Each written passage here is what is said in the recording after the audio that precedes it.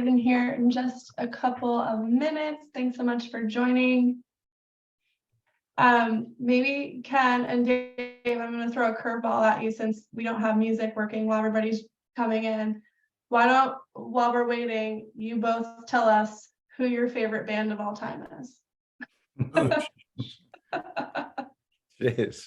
It's got to be Led Zeppelin. Excellent choice. Dave, what about you?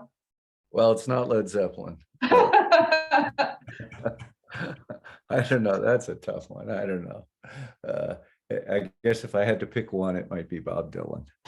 That's not exactly a band, but I have appreciated his evolution. I'll allow it. I'll allow it. Yeah, there was a big article on Bob Dylan in the Wall Street Journal that was excellent. Yeah. Yeah. If you saw it or not. I like that he was constantly willing to alienate his audience in order to keep evolving his music. So I respect that. Does that work in banking? You're the proof of it. Well, I don't know. You know, is it one of those cases of what could they have been? What could they have been if Ken wasn't so polarizing? I don't know. Rhetorical question, maybe, maybe not. Yeah. All right. Well, we're right at noon. So in the interest of time, we're going to get started while more people trickle in. So thank you everyone for joining another fireside chat today with Dave Chapman from the Real Organic Project, as well as our CEO founder, Ken LaRoe. Just a reminder that we do have, while this is a webinar and there's everyone's muted and cameras are off, we are recording. And if you could also, throughout the presentation, if you have questions, there is the Q&A function that we'll be pulling from in the last half of our session today. So I'm going to kick things off by introducing Ken. Ken is Climate First Bank's founder, CEO, and chairman. Prior to Climate First Bank, Ken successfully founded and operated two other community banks, Florida Choice Bank and First Green Bank. First Green Bank was the nation's first bank with an environmentally stated mission. And I think it was the heartbreak of selling First Green Bank and the desire to leave a better world for his grandkids that inspired Ken to start Climate First. While reading the book Project Drawdown, he envisioned a bank that's core mission was to reduce atmospheric CO2. And after we raised $44.2 million in capital, when the goal was only $17 million, I might add, we opened Climate First Bank in June of 2021 as the only benefit corporation bank in the state of Florida. We've been operationally net zero since day one, and we've aligned ourselves with really amazing partners like 1% for the Planet, certified B corporations, the Net Zero Banking Alliance, and of course, Real Organic Project. Ken is a Florida State graduate and probably more proudly a University of Florida graduate, a lifelong resident of Eustis, Florida, and a proud husband, father, and grandfather. So thank you, Ken, for joining us. I'm going to let you introduce our special guest. Thank you, Lauren. And I might add that Lauren, myself, and our CFO were the first three employees of the bank. So much thanks to Lauren to help us get off the ground. Sorry for my voice. I woke up with a wicked sore throat 2 nights ago, and I'm about to get over it, but it might crack every once in a while. I'm super proud to introduce Dave Chapman. Dave grew up as a conventional dairy farmer in Pennsylvania and has been an organic farmer pretty much his whole life. He was also a founder of the Vermont Organic Standards, which probably realistically helped the launch of what became known as the USDA Organic Standards. And our objective today really is this isn't about climate first or so much what we're doing, but to provide some thought leadership in the regarding the food situation, especially as it pertains to America, especially as it ties into climate. So with that, Dave, can I just start off with a little intro that'll spawn questions, I guess? Please fire away. And we'll just riff off of that. I feel blessed, Dave, to have been introduced to you by our mutual friend, Hugh Kent. who he and his wife Lisa own the organic blueberry farm just 4 miles from my house where I'm sitting. I came up with this term a while back called food sanctity, and I don't know really what it means other than we don't have it anymore. And I started studying it probably 20 years ago when I was immersed in triathlon and trying to, body hack and get the most performance that I could out of myself. But I came to the realization that we're all being poisoned by the fraud food industrial complex. And that's really what it is. The obesity, the metabolic syndrome issues that our country's experiencing is just, it's literally bringing our country to its knees. I found out why the tomatoes you buy in the grocery store don't rot and they're flavorless. I found out why all the organic berries, not just blueberries, but all berries in Publix are grown by Driscolls. And most horrifying of all, I found out that our government has gutted the USDA organic standards. And by gutting, I mean just about all but eliminating them. Driscoll's now controls more than 70% of the organic berry market in America, and they grow all their berries in Mexico, or the majority of their berries in Mexico, on ground that has been compacted, laser leveled, covered with plastic, and the plants are grown in an inert medium like coconut husks and fed hydroponically. There's absolutely virtually no nutritional value in those berries, yet they can be labeled USDA organic. It's horrible. And then to top it all off, they're in Mexico. You would think they would be hiring Mexican workers, but no, they bring in workers from Guatemala and Honduras and pay them even less than Mexican workers. They're paying them about $1 an hour. And in a nod to the cotton farms and stuff in the United States, they sometimes pay them in company issued currency that can only be spent in company stores. So it's an outrage upon outrage upon outrage. So Dave, I read your newsletter every week, and it's fantastic, and it's part of my journey. And I've followed the growth of the Real Organic Project. Can you tell us a little bit about the Real Organic Project, why it started, how many members, all that good stuff? Yeah, of course. First, thank you. It's a pleasure to be here. It's always a pleasure to talk. So let's just dive right in. So Real Organic Project was born out of the ashes of defeat. We in the organic movement tried very hard to reform the USDA's National Organic Program. And a lot of good things have come from the USDA's National Organic Program. So nothing is going to be simple here. It's a complicated conversation, but some very bad things are coming out of that. And they're really redefining what organic means, at least in America. The rest of the world does not agree with us. But America is the biggest market in the world. So it really matters what we decide. 1% of our land is certified as organic, but 6% of our food is certified as organic. Well, those numbers don't add up unless you realize how much we're importing from the rest of the world. Much of it is real organic, just as most of the farms in this country are real organic, but a lot of what gets sold in the marketplace isn't. And it's this brilliant strategy of taking over the ship. It's like pirates have boarded our ship and they've taken over, but they're wearing the same uniforms that we had, and they put our flag up on the thing, not a pirate flag. So we tried to reform the USDA, and there were three huge issues that the National Organic Program was failing at. One was they were certifying hydroponic, which means grown without soil. Two is that they were certifying confinement CAFO. CAFO means CAFO means concentrated animal feeding operations. These big factory farms where the cows or the chickens are clustered in a very small area. Food is brought, they sit there and produce. And it's essentially a giant McDonald's for animals. And except they're never allowed to leave, right? They can't go out to the parking lot and leave. They're stuck there for their whole lives.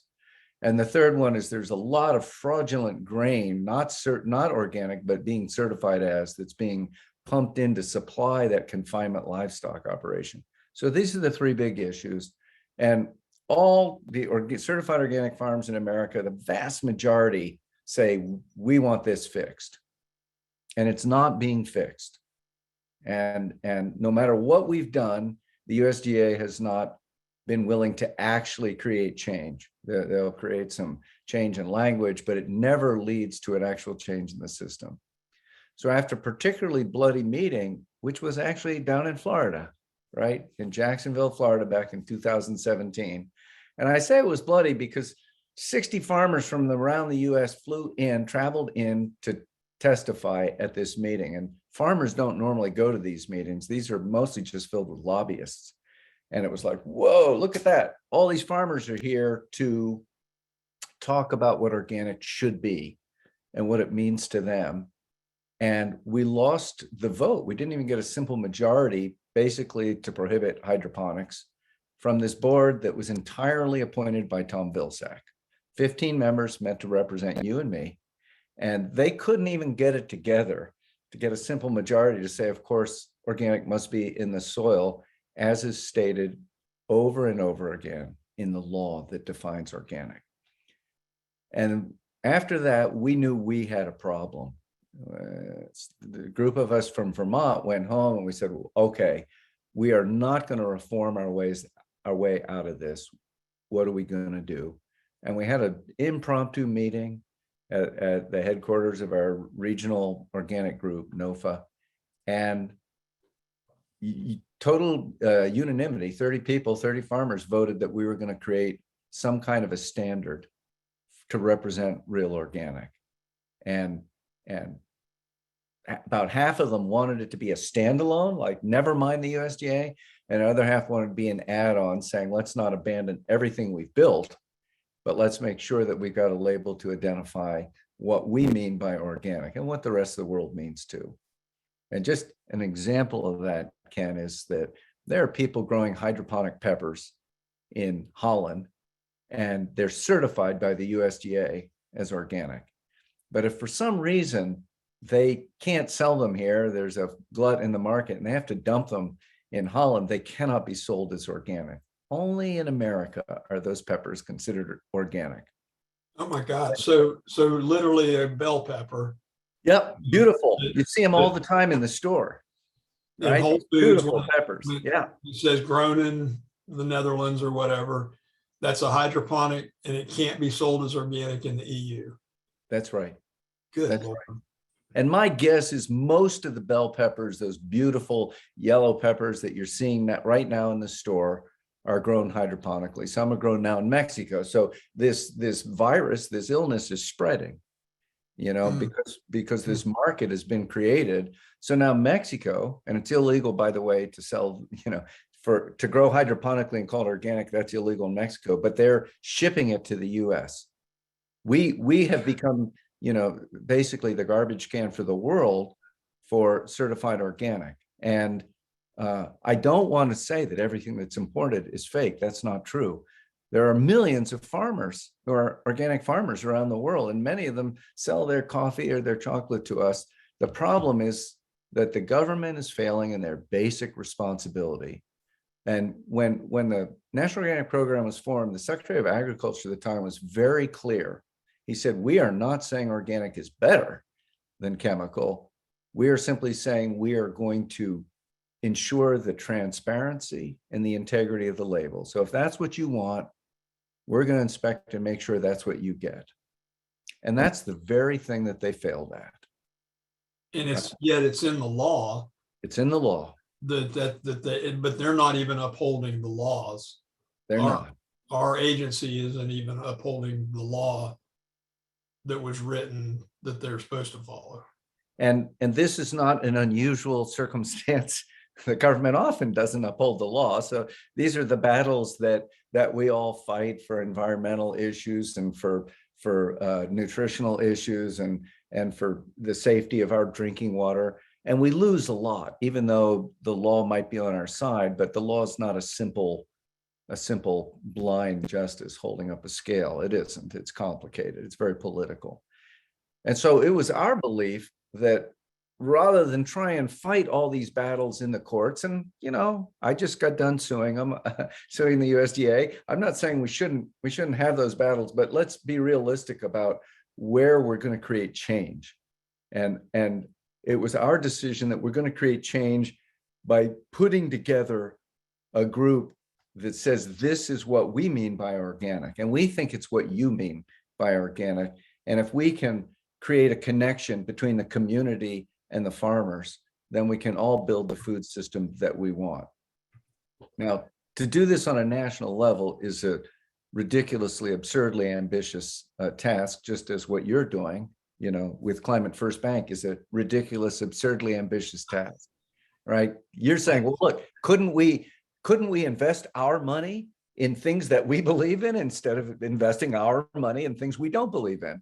And we're saying, couldn't we create a way of communicating so that if you want to get a blueberry that was grown in soil and that had a living mulch that was being mowed and providing the superior fertility in the soil, which provides this tremendously delicious berry and nutrition and good for your kid, and you don't need the pesticides, couldn't we get together so that we could buy that and find each other? And that's what we're trying to do.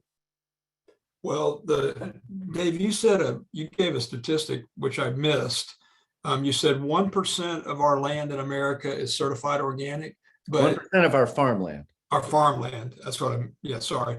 But what percent of our food is sold as organic? About 6%. So 6%. Okay. About 1%, about 6%. It might be off by a fraction of a percent, but that's about right. In certain categories, it's much higher. In certain categories, it's lower. Okay. I think in milk, it might be higher. In vegetables, it might be higher. These are the things that people go to the store and they go, oh, I want that one. Right. I will pay extra for the organic. Here, take my money. I want to support this. I want to feed this to my kid.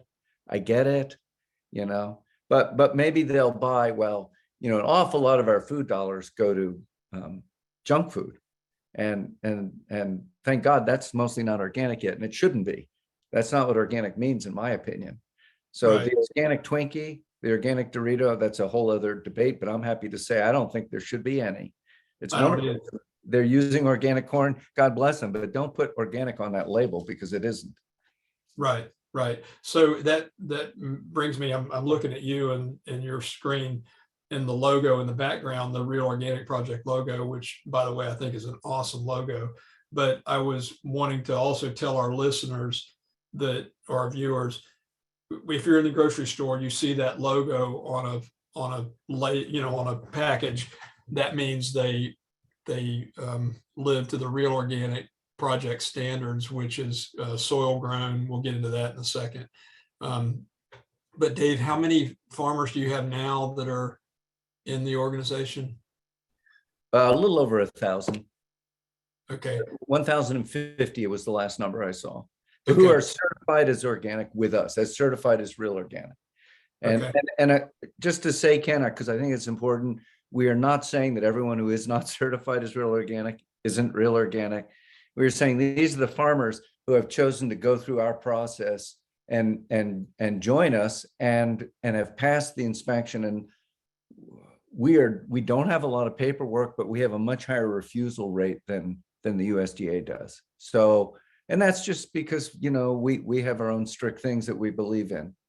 Well, and you need to. It's the whole sanctity thing. Yeah. I'd also like to add that Dave grows the best tomatoes I've ever tasted in my life ever, and I say that with all sincerity. Hugh Kent grows the absolute best blueberries I've ever had in my life ever. And then if any of you viewers have seen Lady Moon Farms produce, and they're periodically in Publix and Whole Foods, it's the best ever. So just buy some, taste it, and let me know what you think. So that leads me to another question, Dave. Your blueberries are the best I've ever had. Tomatoes, I think. How do you do that? What, I mean, it all comes back to soil, right? And then the other stuff. So how do you do that? Why does soil matter so much? Yeah, gosh. Okay, let's have a 4-day seminar. And we'll scratch it. We'll scratch it. I love one soil scientist said, it's not rocket science. It's a lot more complicated than that. I think that's right. But what we know is that this amazing nature, all these things co-evolved to work together. It's not like somebody figured it out. It's how this complex system that is before we had the word system, that this all co-evolved, and we are part of that. We are part of nature. So when we go to find our ideal nutrition and nourishment, we go to the plants grown in that way, and we go to the animals that feed in that way on those plants. And the reasons why soil is so extraordinary in the benefits it gives is because it's alive. So I think people now understand the idea of the microbiome, the human microbiome. And this has become an idea that, I don't know, 30 years ago, nobody had heard of. And now most people kind of get it, that an awful lot of the things inside me that live in me do not have Dave Chapman's DNA, right? They're other creatures, other species, but without them, I'm screwed. I am a living community inside me. So there's a lot of life inside of each one of us that is not our DNA. So we are a community, not just Ken's DNA, not just Dave's DNA. So the soil is like that. It's a community. It's a community with billions of living creatures in it, and they support each other, they eat each other, they compete with each other, but together they create an ecosystem that is enormously stable and that ultimately creates a super optimal, beneficial environment for the kind of food that nourishes us. It just grows naturally, and we can support that and encourage that, or we can oppose it. And chemical agriculture, which got really going around 1900 or so, and it just kept stepping up since then and stepping up since then. But you can see back in 1910, soil scientists were a little nervous about speaking against it for fear it will hurt them professionally. I thought that was very interesting. It happened so early. And then really about after World War II, it really exploded. And we've got the chemical nitrogen, we've got pesticides really ramping up. These were war industries that were converted to agriculture. The nitrogen was for bombs, and the pesticides were for nerve gases and biological toxins. And we developed a new way of thinking about growing food, a new way of thinking about the soil, genuinely different. It was quite different. And the idea was the soil wasn't a living community. It was just a medium for holding roots. And we would add the nutrition because we were smarter than nature. And it turned out we got more problems when we did that, but it's okay. We got these wonderful pesticides we can add to kill the problems, both the diseases and the insects. So if we think about insects, this might be too much, but bear with me just for a minute. If we think of the insects as like wolves picking off the weakest of the herd, and the insect is one of like the vultures picking up the weakest animals, that's kind of what insects are. I think ecologically they fill that niche, that they will keep the plants strong by picking up the weak ones. Well, if they're all weak, now we have a recipe designed for disaster. And if we've removed most of the diversity from the ecosystem, that's what keeps the insects in check, in balance, is there's a lot of things eating each other there.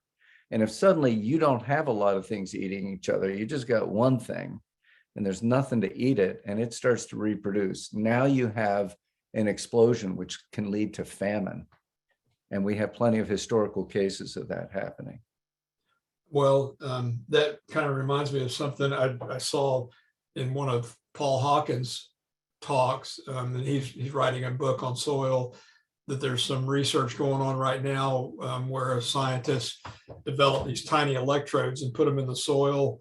And remember 50 years ago when you read about, or you'd be talking to somebody, it was a woman, old woman, and she'd say, well, you know, plants talk to each other, and you'd go, oh, there's another nutcase, and you walk away. I mean, it was literally like 50 years ago that people would say that, you know, these, and of course the default was, oh, that old hippie, they, you know, they're so silly. But this scientist has developed these tiny electrodes and started studying the electrochemical reactions that were going on in the soil, and determined that they picked up what, 50 words that plants or these microorganisms are saying to each other. And so you say, oh, that's silly, that's just, you know, more frou-frou. But it's legitimate because it's patterns. The scientist has detected patterns even into complex sentences or series of patterns. So it's like the old hippie 50 years ago was right. These plants are almost sentient beings. They actually communicate. They communicate their needs. They communicate when they're in trouble. And this whole community underground starts funneling what the plant needs to the plant. It's just one of those amazing epiphanal moments, you know. I think that the like one of the signatures of real organic farming is that there's an inherent understanding that it ain't rocket science. It's a lot more complicated than that. So we don't understand it, but we can appreciate how to work with it and support it and encourage it. The idea that organic farmers are Luddites is just insane.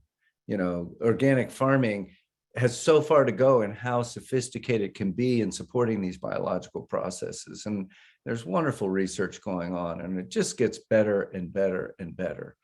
But it is in a dramatically different direction from how we can use chemicals to control it better and better and better. That right now, the world is having a battle over these two visions.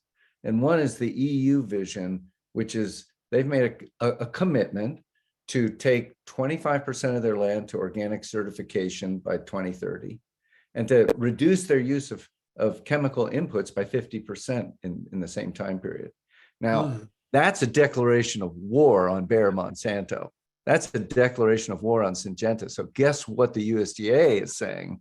That's completely wrong, and we oppose it heart and soul. So we have these two battles for the future of agriculture on our planet. They're very real. This is happening, and it's going to affect our children, our grandchildren to no end. And they're very different in terms of climate. And just because the USDA says, yes, we're for climate smart, that doesn't mean that that's true.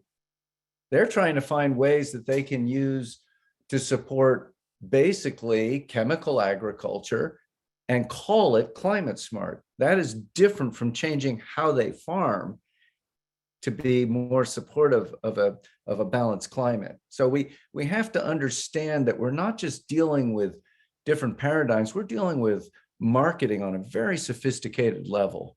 And we are who are being marketed to, right? Yeah. They're trying to win our hearts and minds so that they can take our dollars. And that's all it is a complex marketing scheme, and words matter. So that kind of allows me to riff off of something else, and that was the impact on communities of this industrial agriculture. And after I sold my previous two banks, Cindy and I got a mini motorhome, and we circumnavigated the country. And I've never driven through one of my friends called them the corporate welfare queens, the square states, where they get all the funding from the U.S. government. Talk about picking losers, and driving through those states, and it's just miles after miles after miles of industrial farming, industrial agriculture, and then a ghost town. and miles and miles and miles, and then a ghost town. I mean, everything's closed. The church is closed. The town is empty, literally. And I'm driving through and I'm going, oh my God, this is 2019. How could this be? How could, we be just destroying entire communities? And I was thinking back to my experience in Central Florida. I'm a multi-generational Floridian, a multi-generational Lake County. My dad lives in the house that he grew up in, that I grew up in, that's been in the family for 100-something years. And the family machine shop did a lot of work for the Department of Defense in the Second World War. Well, after the war ended, they switched to agricultural stuff, and they supported the local citrus industry. And I got to thinking about all of the inventions they came up with, and then all the inventions that Hugh's come up with in his organic blueberry farm. I'm sure the patents Hugh's got on the non-chemical weed control, and I hate using the word weed, but that's the convenient term. So what could Driscoll's have actually accomplished if they had to abide by true organic standards, instead of just covering the ground in plastic and all of that. So I wanted to ask you, what has the impact of industrial farming, industrial agriculture had on small communities across America? Well, it's always bad. I will say, just kind of to respond to one thing you said there, regulation often has led to genuine good innovation by limiting, no, you can't do that, you can't dump it in the river. Chemical companies come up with a better, more environmentally sustainable way of doing some of those things. So we see that limitations don't necessarily stifle an economic system, they change it. I think that industrial agriculture in our more modern times, really, I've seen a thesis that it spread from California to the Midwest, and that was interesting. In that thesis, they were saying that California really took the kind of plantation style of agriculture, transferred it to the Central Valley. And they went through a series of workarounds the law to get you and me, it was in this case my grandparents, to pay with their tax money to pay for these waterworks. And the law at the time was that to take advantage of that free irrigation for your agriculture, your farm couldn't be any bigger than 160 acres and you had to live on it. Wow. And these big farms became very valuable because they simply ignored the law. And it was illegal what they were doing, but they actually owned the legislators out there. And so they just ignored the law. And that was the creation of these, because that was so profitable to have these huge farms that suddenly had this free irrigation and they could grow all these row crops. There was a very interesting study done by Goldstein. I think it was called the Goldstein thesis. He was an early academic, might have been at Columbia, and interesting guy. And he studied two towns out in California. One town had a lot of big farms, and one town had a lot of little family farms. And they were about the same size and about the same, average income. And he looked at them, and the one with the small farms was basically the town you wanted to live in. And it had thriving community organizations and churches and really good schools and, parks that were maintained, all the good things that you think of in a small community, a lot of engagement, a lot of very active democracy. And the one that had just big farms, and they would bring in very underpaid, inexpensive workers from other places and put them in a fairly abusive labor situation. And that had all the problems you associate with a crumbling democracy of really high crime rate, really poor schools, lots of social issues. So it's a very interesting idea that just by concentrating capital, you end up with a lot of other problems. That's what's happened in Kansas. The economic system was designed to favor larger and larger concentration of capital on the farms, and you lose the whole culture. That's what Wendell Berry's latest book and many other books, The Need to Be Whole, which looks like a very good book. I just started and it's already got me weeping on page 6. You know, that's the thing that we face. And his question is, why is it that we are so helpless in the face of Walmart moving into town? Why do we all go to Walmart and put the local businesses out of business? And there's no simple answer for that, but it's a dilemma that we all face and we all participate in. For sure. Lauren, when do we want to ask questions? How much longer do we have? You're on mute. Adam. 12:40. Do what? 12:40. Okay. So Dave, that leaves me one other important question. It seems to me with my law background, which I consider myself an incompetent lawyer, so anything I say regarding the law, please take with a grain of salt. But Driscoll's having 70% of the organic berry market just sounds to me like it's right for an antitrust action. So why isn't that happening? What's going on there? What? Right. Well, it's illegal, of course, right? And that 70% number came from Driscoll's. And I was like, well, geez, she's probably going to get fired for saying that, because basically saying we're breaking the law. That's a monopoly. A lot less than that is a monopoly. Mm-hmm. So the Antitrust Act, the most famous one's the Sherman Antitrust Act, and that was passed around 1910. And it was the age of reform. And it was the age in which people were going, the robber barons are getting out of hand.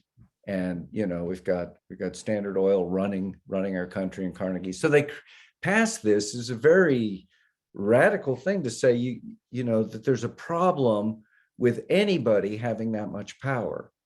And as Michael Pollan has so clearly taught, the Sherman Antitrust Act was not passed to protect the consumer from high prices. It was passed to protect the republic, to protect the citizen from an undue concentration of power and influence in the hands of a few. And we're seeing that, of course, right now, everything is becoming more concentrated. I think certainly in the world I live in, fewer and fewer companies are owning more and more of our agriculture, and also more and more of our distribution, and also more and more of our retail. I don't know, I think we're down to maybe 5 companies owning most of the retail in America. We just had Kroger's and Albertsons do a consolidation.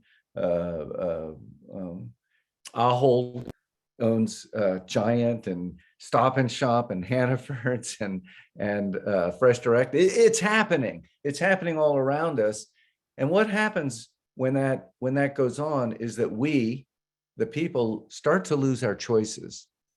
So and it comes up with Hugh and Lisa's blueberries, King Grove blueberries, which are the best blueberries that a number of people have tasted, and we've got the love pouring out of the world, but it's very hard for them to get space on a supermarket shelf because they're not Driscoll's or a Driscoll's-like company that is, you know, selling berries from across the world every day of the year. We lose in that exchange, and this is not capitalism. Adam Smith would not approve of this, right? This is the world that we live in which big players have undue influence. There are laws to prevent it, but they're not enforced. They're not enacted. And what do we do about that? I think that's what Climate First Bank is working on. That's what Real Organic Project's working on, is how do we actually create the world that we believe in? Absolutely. Do we have agency? Absolutely. And it just drives me crazy when I get into an argument with a business person, conversation with a business person or whatever. They say, oh, well, you got to let the free market be the free market. Well, there is no such thing as a free market. Every market is fabricated, is created. And well, the government shouldn't be supporting picking winners. Well, you know, guess what? they shouldn't be picking losers either. But that maybe just leads us right into the segue to questions. Lauren, do you want to, or Rachel, or whoever's? Yeah, sure. Yeah, I'll kick off. Thank you so much, Ken and Dave. That has been such an insightful discussion. There's so much to learn in this space. I think I've always found it fascinating that we all eat every day. That's just a fact. And yet it's so difficult to find out where your food comes from and how it's being produced. So thank you for this insight and education. Yeah, so we're going to open up now to our guests and invite questions. Please use the Q&A tool to submit questions. We'll get started with our first one from Carol. Thanks, Carol, for getting us going. So Carol says, hello, I'm really enjoying this webinar and learning so much. I'm in coffee and tea business and have always counted on the integrity of USDA certification. Dave, would you please speak to the best way to manage a direct trade through broker cooperatives to know we are purchasing true organic coffees?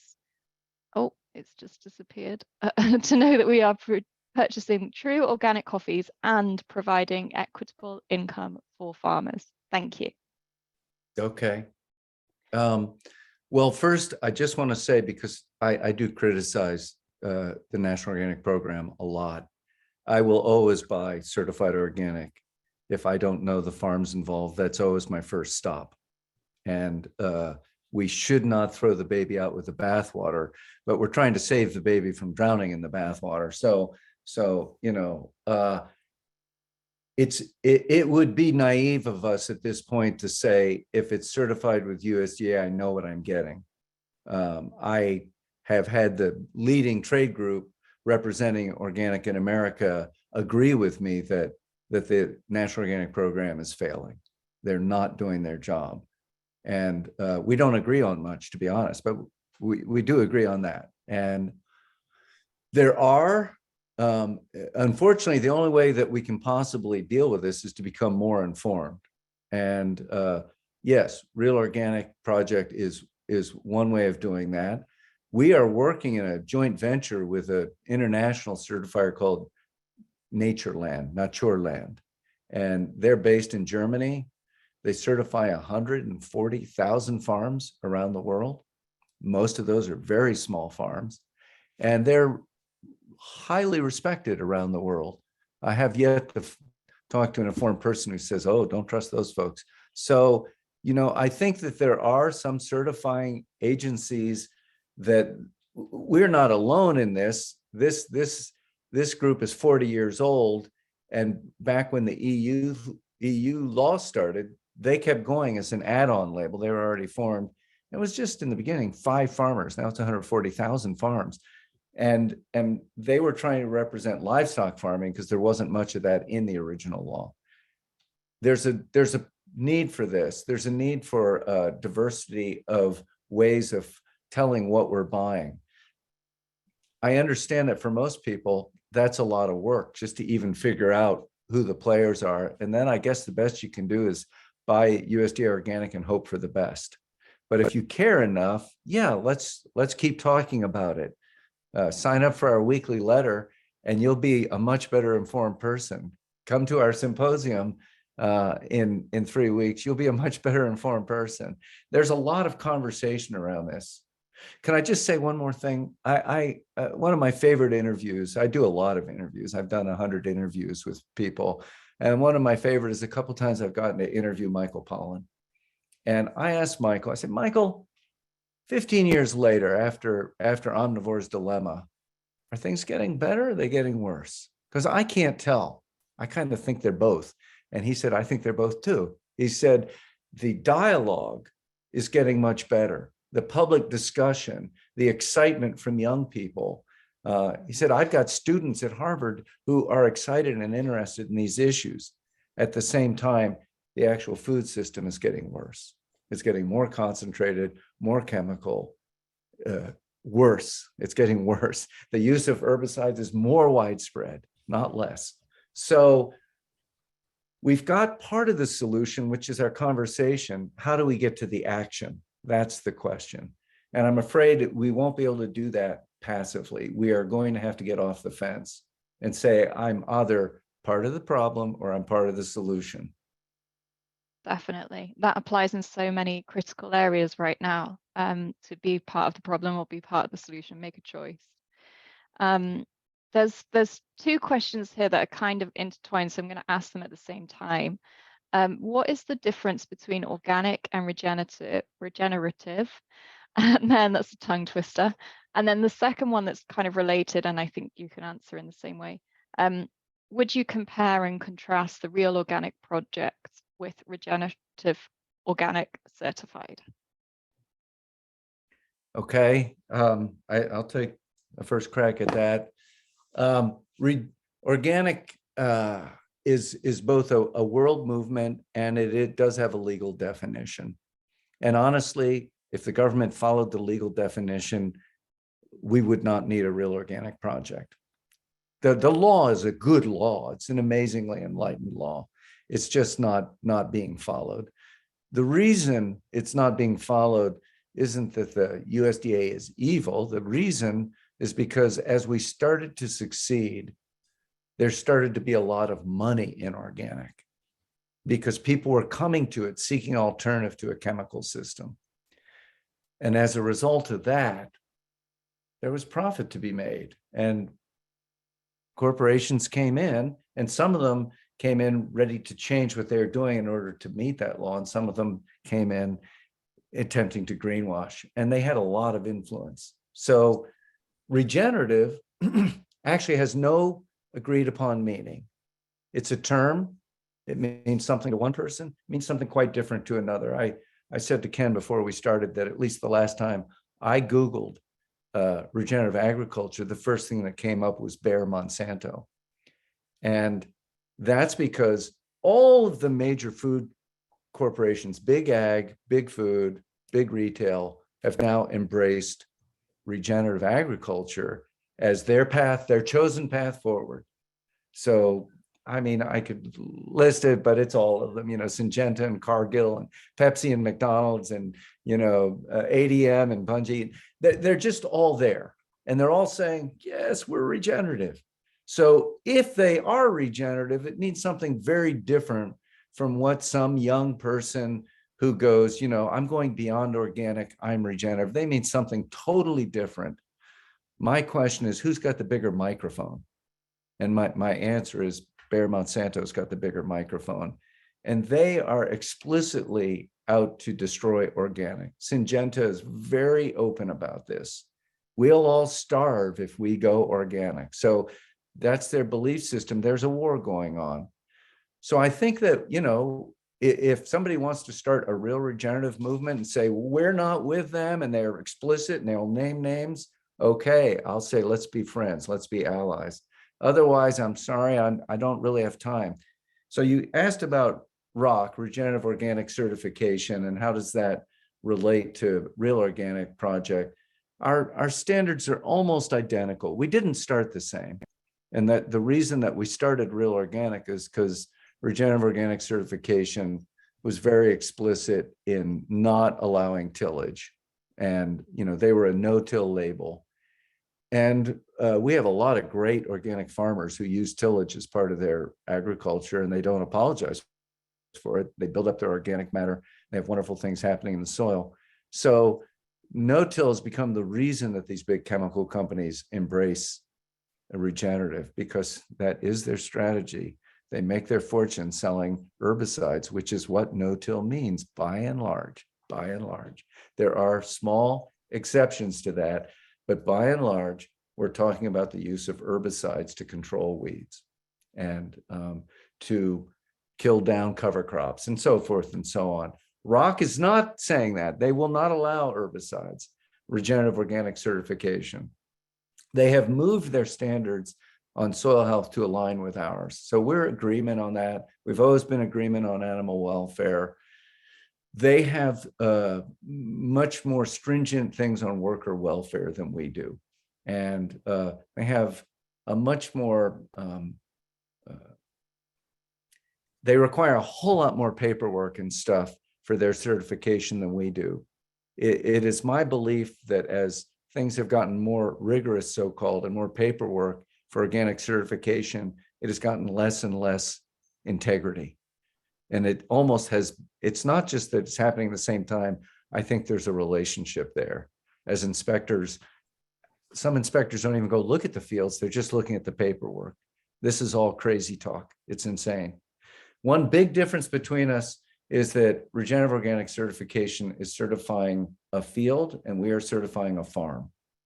So you could certify a field that is organic broccoli, and then they've also got 1,000 acres of conventional broccoli. We will not certify that field. We're certifying the farm. We might certify a farm that has a livestock operation that's not certified organic, but they can't be confinement. They can't be a CAFO. They can't use prohibited pesticides, prohibited fertilizers. So they're essentially organic. They're just not getting certified. That's a very real difference between us, and it changes who we can certify and who they can certify. I consider them to be friends. If I thought that their way was better, I would shut down Real Organic Project and join them, but I'm not opposed to them. We're friends. We're going to the same solution. Last thing is, they were started by corporations. We were started by farmers. We remain farmer-led to this day, and we will remain farmer-led. And we think it's because the farmers understand this stuff. Rachel, real quick, before we go to the next question, so we don't run out of time, I want to put in a plug for Longwind Farms, which is Dave's tomato farm. And if you want the best tomatoes ever, buy Dave's tomatoes. And King Grove Organics, which is Hugh and Lisa Kent here in Eustis with their blueberries. So there's Hugh and Lisa's logo along with the Real Organic. So the berry harvest is about to start soon, and you can buy in bulk from Hugh and Lisa. So if we have more time, if you have any other questions, Rachel. Yes, we've got a whole bunch.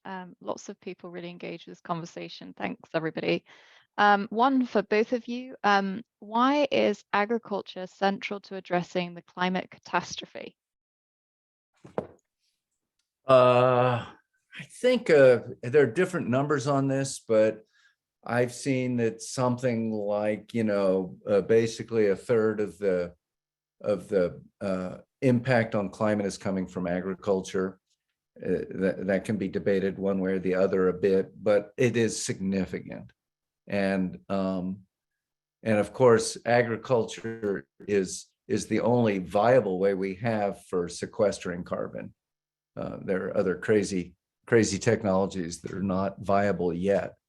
So what happens in agriculture, which affects so much of the landmass of the planet, and as Alan Savory said, if you factor in forestry and oceans, which we're fishing, I mean, a great deal of the planet is dedicated to feeding humans. So it has a huge impact. It also has a huge economic impact. Lobbyists for big food spend more lobbying Congress than the defense industry. This is big money, and it seems so benign. It is not benign. This is central to whether we're going to survive or not. So yes, really good, real organic agriculture at its best, and there's lots that I will say is in transition, working towards that, really is the solution to climate change, not because it was designed for that. It's because it's embracing natural systems and building on them. And that, of course, is what creates a stable climate in the first place. Thanks, Dave. Thank you. Do we have time for another question? Yeah, absolutely. This is one that I find quite interesting personally. It's from John. How do you promote organic project certified foods compared to lower cost market-driven produce, specifically to lower moderate income households? So there's a question, how do we equate that? I'm sorry, at the very beginning. Yeah, how do we promote Promote it. organic project certified foods Yeah. compared to lower cost food? Well, this is, specifically for low income households? yeah. So this is, again, I had a very interesting conversation with Michael Pollan about this too.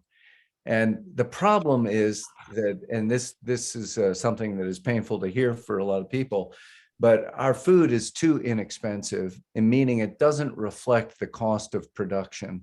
And the way that we make food cheap is that we make it industrial. And what that means is that the workers pay and the animals pay. So cheap food is built on industrial processes that are taking advantage of other beings and of natural resources.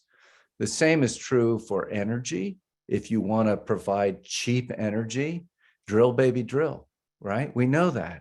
So it's a dilemma because we know that there are many people who cannot afford good food. But I don't think the solution is great, let's grow cheap, bad food. I think the solution is let's make sure people are getting paid enough for work that they can afford good food. I think that Michael said something like if wages had kept track with inflation and all that, that a minimum wage right now would be about $25 an hour, and compared to 1965, and they haven't. So people have gotten poorer and poorer as time goes by. No, they can't afford good food. But I don't believe the solution to that is, well, let's grow cheap food that is really bad. And ultimately, we all will pay for that. They will pay for that too in health consequences. So we can't just equate cheap calories with good food. Another point to that one, Rachel, that I'd like to add is the problem, Dave, as you know, the cheap food does not take into consideration the externalities that everybody's paying for. And that's part of the reason behind the genesis of the Partnership for Carbon Accounting Financials. Any of the business people in the room know that your accounting has to be done to generally accepted accounting procedures and practices, GAAP. Well, that takes into consideration all the accounting stuff except for externalities. And the Partnership for Carbon Accounting Financials is striving to weave in these externalities. So if you added the externalities, the production food is actually way more expensive than organic. You know, the externalities, if you put in the externalities in the cost of a gallon of gas, it would be twice as much because of all of the negative externalities that come out of it. Milton Friedman was completely wrong. I mean, it just completely wrong. His entire thesis is completely wrong. And I think there's really very, very few people that could argue otherwise. There's been a lot of good work on true cost accounting. What we haven't yet done is move this to be a powerful political movement. And that's the next step. There are real costs, and they're not getting paid by the people who are creating the profits. They're getting paid by the citizens. Right. Definitely. Can I just jump in and just quickly tell people a little bit about how they could pursue Real Yes. Organic Project if they want? Please do. Yes. We have a website, realorganicproject.org. It's a treasure trove. We're redesigning it, but the people who are doing it laughed and said, you know, mostly people who have websites, they don't have any content. You guys have so much content, it's coming out your ears. There's a lot of stuff there. We put out a weekly letter, and often these letters are quite good, you know, with a lot of information. You can sign up for them and you'll get it. We have a symposium, virtual symposium once a year, and it's about what we were discussing. It's about the question of regenerative and organic, and is regenerative organic, is organic regenerative? And that's in a couple of weeks. That's February 26th and March 5th. So you can find out more about that on the website. There's we have a podcast that comes out every week. You want to hear my interview with Michael Pollan or Hugh Kent, you know, come to there, or Vandana Shiva, or so many people. We go everywhere from farmers to academics and back again. So there's just a lot of that. If you want to get involved, the first thing is to get educated. And then the next thing is to figure out how you change your practices And yes, unlike, I think even more than in energy, in food, we can start to make personal decisions that do start to change the system. Ultimately, we got to change the system in both, obviously. And we don't have a whole lot of time to do it, but we can't change these systems until we create a movement. And as I think it was Obama who said, until you can light up the switchboard, you don't have a movement. Right. So we need to find each other. We need to get organized. And the last thing I'll say about that is this is not unpleasant work. I get to talk and meet, with great people, and so will you if you join us. So please come in. Thank you. Thank you, Dave. And we will send the links around for your website. And again, just to give a plug for your tomato farm is I've literally just typed it, Long Wind Farm. And the blueberry farm is King Grove Organic Farm. Ken, did you want to give some final closing words? No, the only thing I was going to say was, Rachel, could we disseminate the remaining questions to Dave? Yes. And I, and then maybe we can answer them. And then can you email them out to the participants? Absolutely. Yeah. Thank you, everyone. We got some really brilliant questions. I'm sorry we couldn't answer them all. Yeah, I see 11 more in there. So that's fantastic. Yeah. And it'd be great if we could address them. So thank you, everybody. I really, really, really appreciate it. Our next fireside chat is May the 11th. Do I have that right? I'm just checking for you. No, May 25th. It looks like. Is that right? Yes, May 25th, and we'll circulate that to everybody who attended today and everybody who registered. So you'll be hearing from us again soon. And that's with Carlton Ward, who is famous for his documentary, The Path of the Panther, which is a National Geographic documentary. And he also put together the Florida Wildlife Corridor. He's an amazing, amazing multi-generational Floridian, and you'll really enjoy the session. Thanks. Brilliant. Thank you very much. Thanks, Dave. Thank you, everybody, for joining us. Thank you. Thank you.